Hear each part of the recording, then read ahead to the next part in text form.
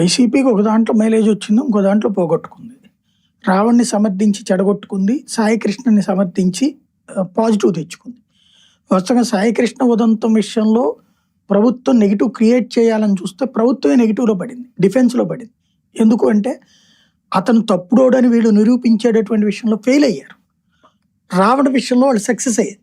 రావణ విషయంలో ఏదైతే in time అతను మాట్లాడిన మాటలు ఏబి వెంకటేశ్వరరావు గారు చెప్పినట్టు కొన్ని కట్ చేసినయే చెప్పొచ్చుగా, కానీ అతని యాటిట్యూడ్ చాలామంది అబ్జర్వ్ చేస్తున్నారు.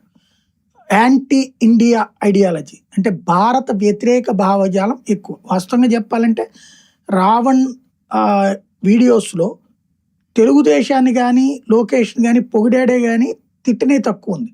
అదే సందర్భంలో పవన్ కళ్యాణ్ని తీవ్రంగా దూషించినవి ఉన్నాయి. రెండవది వైఎస్ఆర్ కాంగ్రెస్ పార్టీ కూడా ఉంది.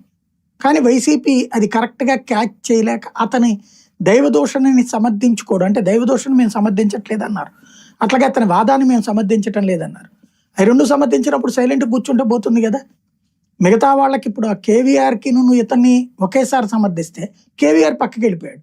ఇతన్ని సమర్థించిన దాన్నే నిన్న చంద్రబాబు గారు మాట్లాడారు తప్ప అసలు విషయం పక్కకి వెళ్ళిపోతుంది. జర్నలిస్టులని ఇప్పుడు జర్నలిజాన్ని కొనేయలేక జర్నలిజపు తల్లి అయినటువంటి యాజమాన్యాలు కొనేశారు.